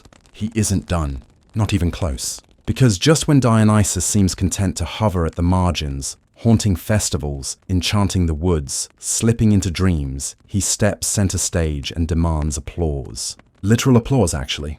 And in Athens, the very heart of drama itself, he becomes something no one expects of a wild god. A patron of the theatre. Now picture this sunlight warming the limestone seats of the theatre of Dionysus. Nearly 17,000 Athenians, all packed together, like olives in a jar, sit in crescents around a stage. They wear their finest cloaks, but underneath, a mix of nerves hangovers and last night's garlic stew. It's festival season again, the Dionysia, and that means the city is ready to weep, laugh, and gasp in near-perfect unison. Well-known historical fact. The city Dionysia was one of Athens' grandest annual festivals, a multi-day celebration combining civic pride, competitive drama, and sacred ritual, all in honor of Dionysus. It's where tragedy and comedy are born, and the stakes as high as Mount Olympus. Playwrights spend months preparing. Choruses train like Olympic athletes. Rich patrons fund the productions as a weird combo of duty status symbol and possibly guilt-fueled devotion. Because this isn't just art, it's worship. Each play is an offering woven with music masks and meaning to the god of masks himself. And here's where it gets deliciously Dionysian. The tragedies they perform are often stories about Dionysus, or more eerily, about what happens when people refuse him. Take the Bacchus by Euripides. It's not just famous, it's practically a user's manual for how not to handle a visit from Dionysus. The story's simple at first glance. The god comes to Thebes disguised as a handsome stranger with curls and charm and a voice like honeyed thunder. He wants the city to honor him. That's it. But King Pentheus says no. He says this city is ruled by law, not by nonsense, and threatens to arrest anyone caught dancing barefoot in the woods. Dionysus smiles. You can already hear the vines growing. Obscure detail. In some ancient performances of the Bacchae, Dionysus was played by a masked actor who never fully removed his disguise, reinforcing the sense that divinity always has another layer. What follows is not just revenge, it's theatre as punishment. Pentheus, obsessed with uncovering the truth behind the wild rites, sneaks into the hills in disguise, dressed as a woman. He wants to spy. He wants control. He gets neither. Instead, the Maenads, including his own mother, see him through Dionysus's illusion, not as a man, not even as a king, but as prey. They tear him apart, and when Agave returns to the city cradling her son's head, believing it's a lion's trophy, the audience goes silent. The message is clear, almost too clear. Deny the god and he will unmake your world through you. Scholars still argue whether Euripides meant the play as a warning against wildness or a defense of it. Is Dionysus the villain, or is he simply the mirror, the unblinking consequence of repression? It's hard to say, and that ambiguity is precisely why the theatre becomes Dionysus's true temple. Because on that stage everything is possible. Masks make men into gods and gods into jokes. Women can play kings, slaves can sing prophecy, and everyone gets to look at themselves through another's eyes. 1 hour you're laughing at a pompous demigod in a padded costume. The next you're watching a blind prophet weep over a truth no one wanted to see.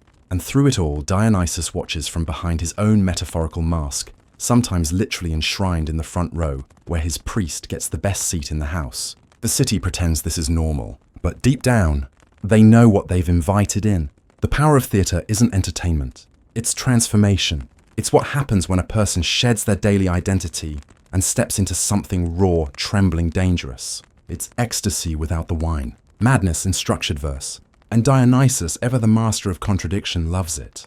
Because this version of him is not the wild-eyed stranger, not the wine god laughing in your vineyard, not the boy god perched on a leopard's back. Here he wears a playwright's robe. He walks in silence across the stage. He watches the audience laugh and sob and gasp in unison, and sees that the real magic isn't in the mask, but in what it allows them to feel. A society that worships reason must find a safe space to be unreasonable. Athens, with its debates and laws and military parades, desperately needs this catharsis. Dionysus gives it to them, not gently, but with velvet gloves. And beneath the blood and poetry, something else stirs. Because Dionysian theatre doesn't just tell old stories. It pokes at new fears, political ones, religious ones, personal ones.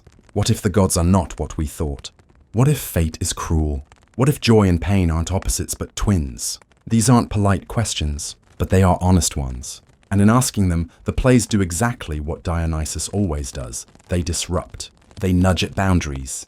They whisper that maybe the line between actor and audience, between truth and illusion, is a lot thinner than it looks. Which is why when the chorus exits and the applause fades, and the audience files out into the sunlit streets, something lingers, a shiver, a second thought. Maybe the god was in the theatre tonight. Maybe he's still here, watching, waiting, not for devotion but for your vulnerability.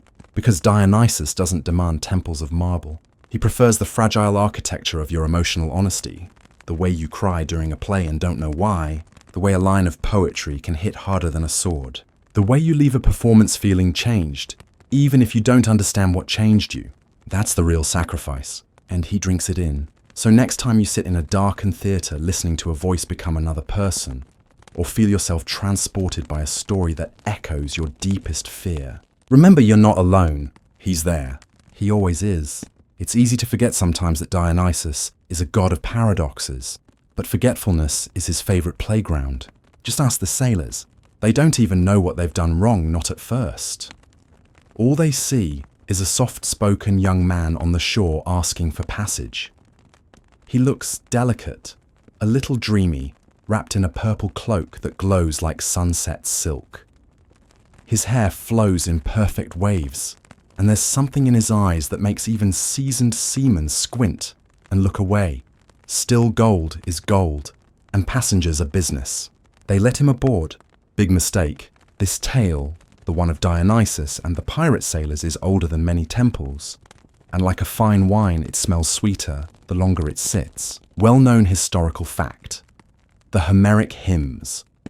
Some of the oldest religious poetry in Greek culture preserve one of the earliest versions of this story. It's been retold across centuries often as a cautionary tale about hubris. But let's watch it unfold.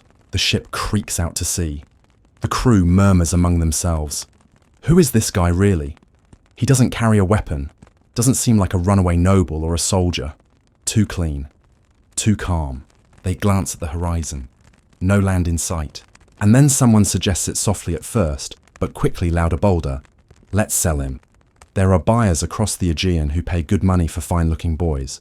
He'll fetch a price. The helmsman, always the one with the gut instinct, says no. He feels something strange about their guest. Maybe it's the way he hums under his breath, or the way the ship itself seems to resist their course. The sails flap but don't fill. The rudder fights their grip. The others laugh. They ignore the warning. They grab ropes. They grab the buoy. And then it begins. The air thickens, wine-sweet and dizzying. Ivy bursts from the wood grain, curling like snakes along the mast. Vines bloom across the deck, sprouting grapes in seconds. A flute's music, impossible and shrill, shivers through the rigging. And the boy, he's gone. In his place stands something taller, wilder, animal and divine all at once. His eyes blaze like twin suns and his hair swirls in a storm of leaves. His feet barely touch the deck. Then the roaring begins. Not from him, from the sea. Obscure detail. In later versions of the story, dolphins begin circling the ship even before the transformation, suggesting that the ocean itself recognizes the god before the sailors do. One by one, the men dive overboard, flinging themselves into the water in terror. Not out of courage, but because their minds break. They think they're escaping a monster. In truth, they're fleeing from themselves, from the part of them that wanted to control, exploit, and own something sacred. As they hit the waves, their bodies twist. Fins burst from flesh. Laughter turns to chirps. They become dolphins, graceful, mournful, and forever cursed to roam the seas, half remembering a party they never got to attend. All except the helmsman. Dionysus spares him. He touches his shoulder, and the man sees something, what we're not told. A vision, maybe. Or a memory of a life he's never lived. But when Dionysus disappears in a burst of wind and music, the helmsman doesn't sail home. He wanders, spreading word of the god who tests your mercy when you least expect it. Scholars still argue whether this myth is about divine justice or about the madness of mistaken identity. Some claim it reflects old anxieties about strangers and seafaring trade. Others say it's a metaphor for spiritual awakening and inward transformation masked by external disaster. But here's the twist Dionysus always loves. Every version is true. He isn't a god of linear logic. He thrives in contradiction. You meet him as a passenger. He turns out to be the ocean. And in the end, you're the one who's changed, morphed by the encounter into something other. Something lost and beautiful and no longer quite human. It's not an isolated incident. Throughout the Greek world, Dionysus shows up where he isn't expected, on ships, in prisons, in dreams. Sometimes to punish, sometimes to save, and sometimes just to remind mortals that they are not the center of the universe. He doesn't offer comfort. He offers awakening, and it's rarely pretty. Take Ikarios, a kindly man in Attica, who welcomes Dionysus into his home during the god's long wanderings. Grateful, Dionysus teaches him the art of winemaking. Ikarios shares it with his neighbors. They drink, they dance, they pass out. But they've never had wine before, so when they wake up disoriented and aching, they believe Ikarios poisoned them. They stone him to death. His daughter finds the body and hangs herself from grief. Dionysus, in return, punishes the entire region with madness, women driven into the forest's crops, withering in the sun, livestock birthing monsters. He eventually lifts the curse, but only after they build a shrine, and even then, the trauma lingers like a wine stain on white linen. This too is part of his legacy, the high cost of hospitality, the razor's edge between celebration and destruction. Because Dionysus doesn't separate pleasure from consequence, he blends them, which is why his stories so often end in transformation. Not just physical like the dolphins, but existential. You are one person when he enters your life. You are someone else when he leaves, and always, always a little less certain. Because the worst thing you can do to Dionysus is pretend you understand him. Try to reduce him to a single mood or myth. He'll remind you quickly how little you grasp. Through storm vine whisper or wine, he unmoors your sense of control. Not to punish, but to liberate. You just may not like what freedom feels like. Especially if you've spent your life trying to appear composed. Which brings us to perhaps the most quietly cruel thing Dionysus ever does. He makes people confront joy. Not the shallow kind, not the Instagram-filtered glee, but the raw, overwhelming flood of feeling that cracks the armor you didn't know you were wearing. Joy that demands tears. Joy that exposes need. Joy that makes you dance when your legs want to run. He forces it on you. And if you resist, you fall apart, or worse, become someone who breaks others in an effort to stay dry while everyone else is drowning in wine and starlight. Because that's the ultimate offense to Dionysus.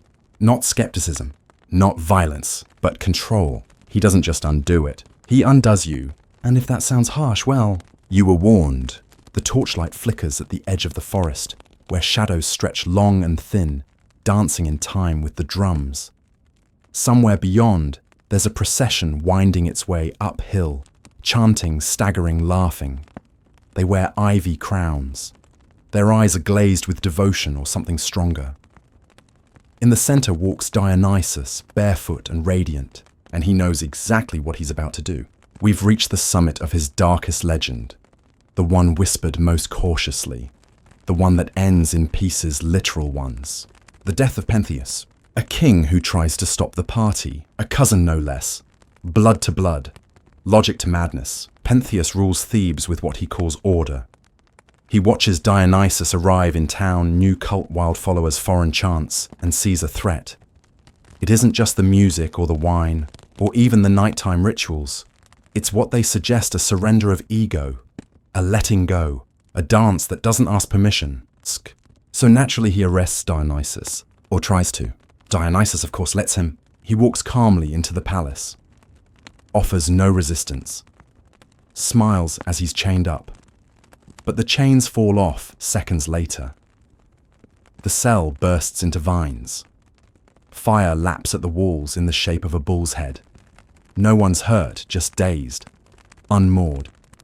Giggling, some of the guards leave to join the Bacchantes. Still, Pentheus remains determined.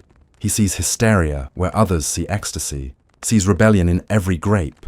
Tell me where they are, he demands, meaning the women, the Maenads who've abandoned their homes to go howling into the hills. Dionysus offers him a disguise. You want to see them, he purrs. Dress as a woman. Now this is where the tension starts to thrum low and strange. Some say Dionysus uses sorcery to cloud Pentheus's judgment. Others insist Pentheus always harbored a curiosity, a repressed desire to step outside his rigid role. Either way, he accepts. He dons robes, lets Dionysus paint his eyes, wraps his hair, and the two walk out together. Historical fact. In Euripides' Bacchus, the main source of this myth, the audience watches Pentheus gradually lose his grip on reality under Dionysus's influence, symbolizing the dangers of suppressing the irrational. At the mountain's base, Dionysus lifts Pentheus into a tree, not as an attack, as a gift. You want to watch, he says. So watch. From that height, Pentheus sees the Maenads in their frenzy, dancing, shrieking, summoning storms. They don't look broken. They look free. The kind of freedom that terrifies kings. Then they see him. They don't recognize the man. They see a spy, a trespasser, a mountain lion perhaps, whatever illusion Dionysus casts around him, and they surge upward. Leading them is Agave, Pentheus' mother. What follows is chaos, laughter, screaming, tearing. They shred the body apart with their bare hands, arms, legs, head. And only when she returns to Thebes carrying her son's skull like a trophy does the madness lift. The horror sets in. And Dionysus, he doesn't gloat. He doesn't rage. He simply reminds them, this is what happens when you try to cage the wild. It's his final lesson. Or is it? Because remember, Dionysus never gives just one meaning. Obscure detail. Some ancient vase paintings depict Pentheus's death with Dionysus present as an observer, smiling softly, suggesting the god isn't just a manipulator, but a mirror reflecting back the madness of others. Scholars still argue whether Dionysus is enacting divine justice, or simply enacting himself, his nature, his paradox. To suppress him is to invite ruin. To embrace him is to risk disintegration of the self. Either way, you don't walk away unchanged. Thebes mourns, but only for a moment. Because that's the thing about Dionysian worship, it doesn't stop. It ripples, survives through ruin, adapts, spreads. Soon other cities are dancing. New temples rise, old rituals deepen, and Dionysus becomes something more than a figure of myth. He becomes a method, a way of tearing off the mask you didn't know you were wearing, letting yourself be seen, letting yourself feel. The Greeks knew this. So did the Romans, who renamed him Bacchus, and threw festivals in his honor that lasted for days. The Bacchanalia were wild, yes, but also sacred. Emotional exorcisms wrapped in song and sweat. Even today, the echoes remain. In carnivals, in raves, in the trembling hush before a concert drops. Wherever the ordinary is shattered, wherever people lose themselves to music art movement, Dionysus grins. Because it was never just about wine, it was about release. Even at the cost of comfort, even at the cost of kings. So as our journey with him comes to a close, look back on what we've seen. A child ripped from his mortal mother, reborn from fire and thigh. A wanderer crossing borders, teaching the art of intoxication. A god who gives gifts that ruin lives. A trickster who sees through every lie, especially the ones we tell ourselves. We've watched him dance across islands, curse cities, turn pirates into dolphins and lead mothers into madness. All to protect one truth.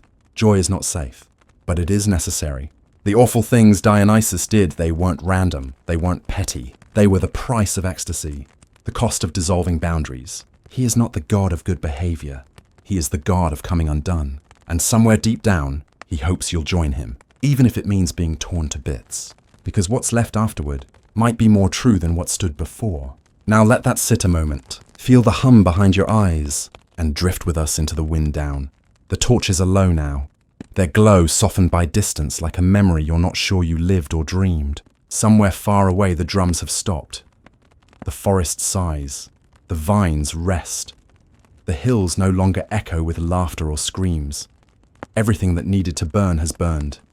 Everything that needed to shatter lies still cooling in the night air. And Dionysus, he walks on, not toward another party, not yet, just through the mist alone. His feet press soft moss, and every step is quieter than the last. No audience, no music. Just the sound of leaves turning in the breeze, the occasional rustle of a creature waking from a long wine-colored dream. He doesn't look back. Gods never do. But you might. Your thoughts are slower now, like molasses in winter, like red wine slipping down the inside of a forgotten glass. You remember the laughter but can't quite place the joke. You remember the fear but it feels distant now, like someone else's echo. Your body loosens. The muscles in your shoulders no longer brace against surprise. Your breath comes deeper. Your hands have uncurled from whatever they were clenching. Even your mind, once filled with sharp edges, is softening at the seams.